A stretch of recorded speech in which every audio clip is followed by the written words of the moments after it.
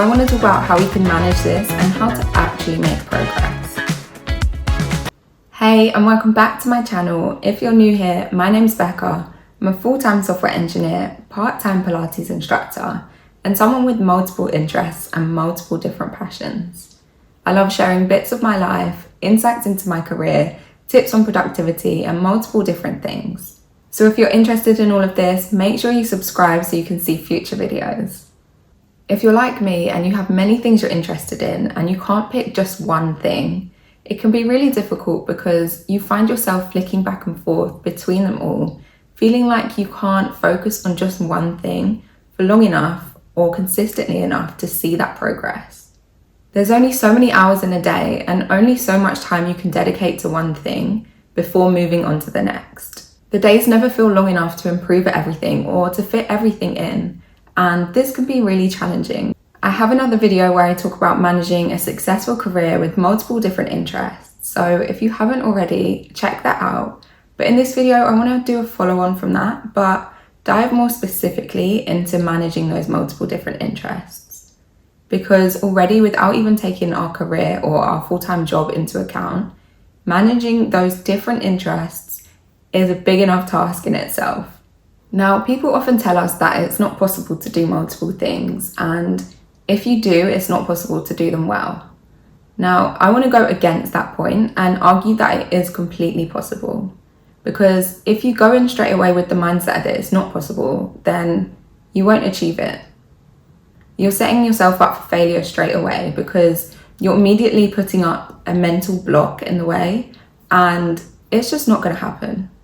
I often felt quite jealous of the people at school who knew exactly what they wanted to do and they had their whole career planned. They knew what they wanted to study at uni, they knew what they wanted to go into, they had that one hobby, and life just seemed so simple and straightforward for them.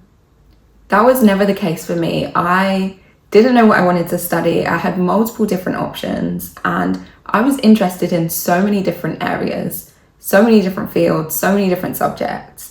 Same thing with my hobbies. I love so many different things across both science and creativity. And it was just a nightmare for me to try and narrow down everything. And I've just come to accept that that's never going to be for me. I'm never going to choose one thing and stick to that. I love having loads of different things. But again, society's always trying to tell me that it's not possible. And if this sounds like you, we can work through this together because I'm going to show you that it is possible. We just need to make sure we plan ahead and plan everything, have the strategies in place, and it is definitely possible. Instead, let's look to the people who have shown that it is possible. For example, we've got Leonardo da Vinci, Richard Branson, Elon Musk. They're all examples of successful people that have pursued several passions across many different diverse fields. And these are just to name a few names, but there are many more as well. So how can you feel like you're actually progressing in all of your different interests and things that you love without burning out? Firstly, it's about passion. Passion always wins. If you're enjoying what you're doing, it's so much harder to burn out. For me personally, if I focus on just one thing and just that one thing only, I find that really hard, and I find that there are so many other parts of me internally that are just screaming to get out, screaming to be expressed. And that's more difficult for me than balancing loads of different things. It's much more likely to lead to burnout if you are restricting yourself, holding yourself back in certain areas and trying to fit into this box or this mold that other people say is the best way to live your life and have your hobbies and how to dedicate your time. You have to enjoy what you're doing and how you're living your life, otherwise there's literally no point. And your life is made up of how you choose to spend your time and what you choose to put into your life and what you choose to do. So surely it's better to bring in everything that brings you joy. When people tell you to focus on just that one thing, they're ignoring the fact that for some people like me and like you probably, you get so much joy and fulfillment from having multiple different things, multiple different interests, multiple different elements and aspects into your life.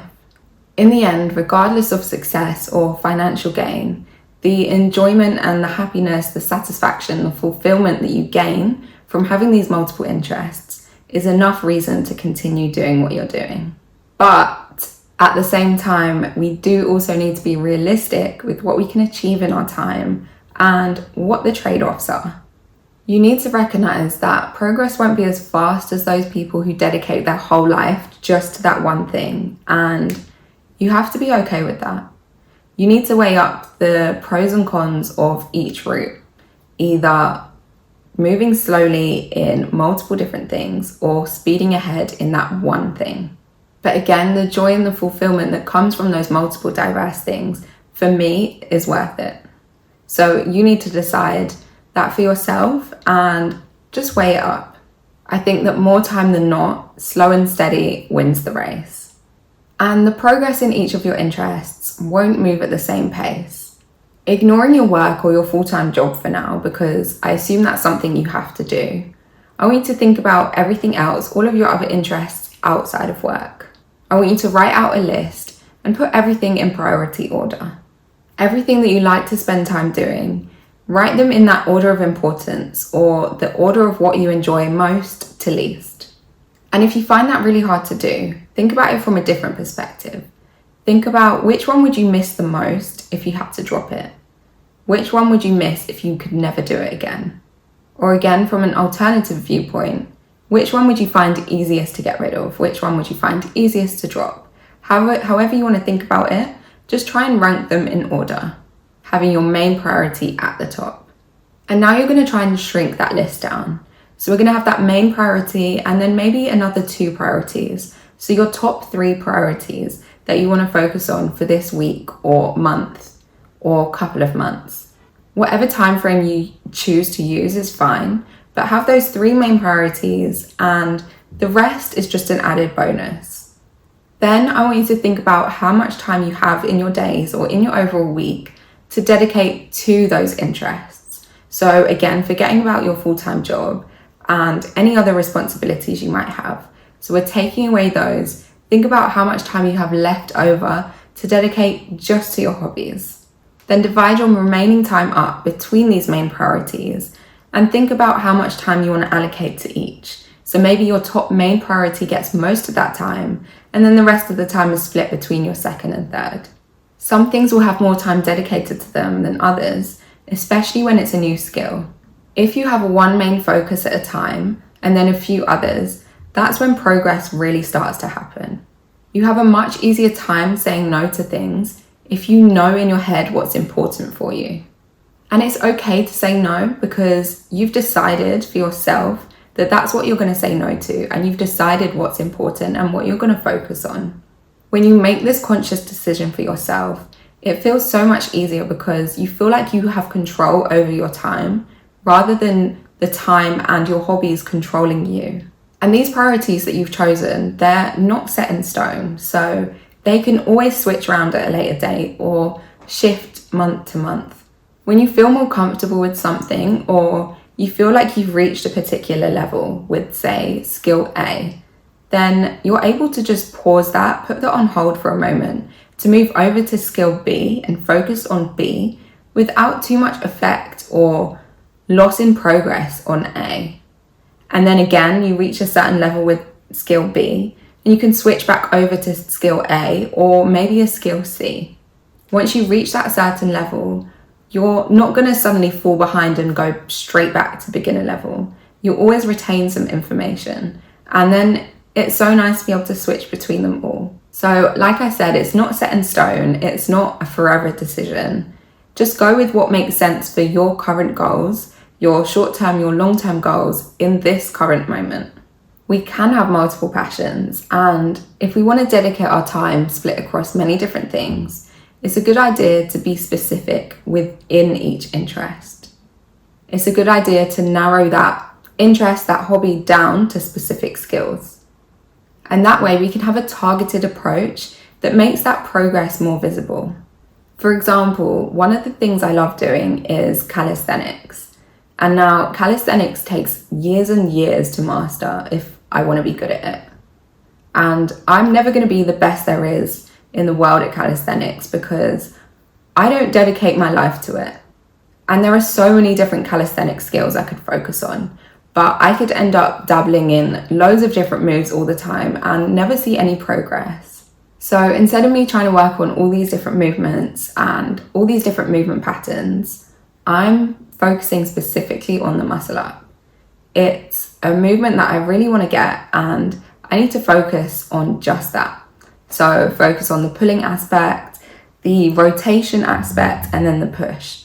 And it's going to be a long journey, especially for females. It's a really hard move to get. So I need to dedicate specific time to that. And it's going to take me a long while. It's going to be a long journey.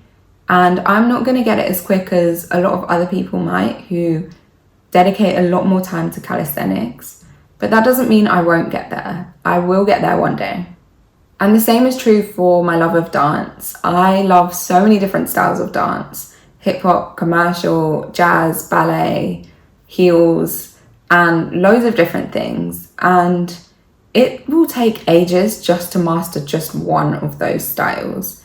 Dance takes hours and hours and hours to be really great at. So again, splitting my time across all of these makes it so much harder to see that progress.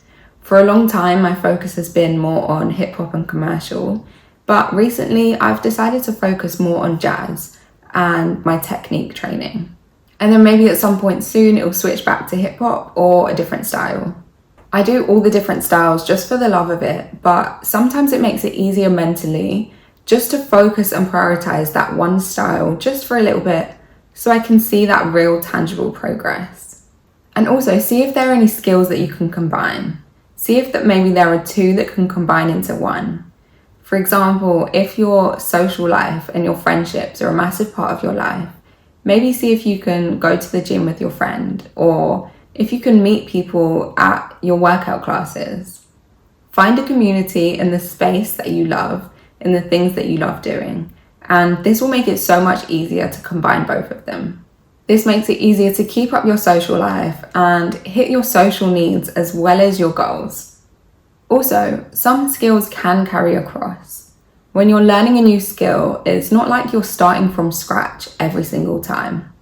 For example, my dance movement and technique helps carry across to my Pilates, and my ability to move well, understand the body, and pick up choreography helps me choreograph my Pilates sequences. My body awareness and alignment that has come from all of my movement practices helps me in my teaching. It helps me give that feedback, and it helps me help other people move injury-free. My Pilates strength and body awareness carries across to my calisthenics, which carries across to my weightlifting in the gym. And these are all movement-based and all very different ways of moving. For example, you can have a weightlifter who can lift the world's heaviest weights, but it doesn't mean they're going to be the strongest person in Pilates, because they are such different ways of moving, but they will all still have that base understanding of the body. Progressing in one of these things will indirectly help me progress in the other. And actually, movement helps my brain think better. It helps with my concentration, with my memory, with my focus, and this helps me perform better at work. This helps me with my coding. My love of reading and my love of art and visiting exhibitions and photography all help with my creative side and help with my content creation. So even if they don't seem directly related, everything interlinks. There's also a pattern to learning. There's a pattern to learning new skills. Once you know how to dedicate time to learning one thing, you can carry those same principles across to learning a new skill. So having multiple different interests and skills probably helps you rather than hinders you to help learn your next one. All of your varied skills are probably your greatest asset. We're often sold this negative idea, this negative view of jack of all trades, master of none. But instead of taking this negative view, I want to see it as a strength rather than a weakness. It's what makes you uniquely you. We should embrace all of these different parts of us and not see them as being entirely separate from each other. You can bring all of your experiences from all of your different interests and all different areas of your life into your main focus or into your main career. And this will enrich the service you're able to provide or the value you're able to provide to whatever you're doing. Whether you have your own clients or you have your own YouTube channel or your own business, these different aspects of your life are what make you stand out. I remember listening to a podcast with Marie Forleo, and she describes herself as multi-passionate, and I really love that word, and that podcast really resonated with me because I felt exactly the same way. If you don't know her, she's an entrepreneur, a speaker, a writer, and someone with multiple different interests and passions in fitness, dance, psychology, and multiple other things. She built a coaching business, and she spoke about how she used all of those experiences from all of those different things and put it into her brand. All of those influences fed straight into it, and it's what made her brand stand out from all the other coaching brands and all the other coaches out there. So, like I said, see it as a strength rather than a curse that's holding you back. Ultimately, everything comes down to balance. It's about finding that sweet spot, and this might take a bit of trial and error. You need to find enough to feel engaged and fulfilled in everything that you do, but not too much that you feel really overwhelmed and you end up resenting those people that are able to just focus on one thing, or that you end up feeling really tired and burnt out and not able to enjoy the process and enjoy all of those different things. So that's it for this video. Thank you all for watching. I hope you enjoyed.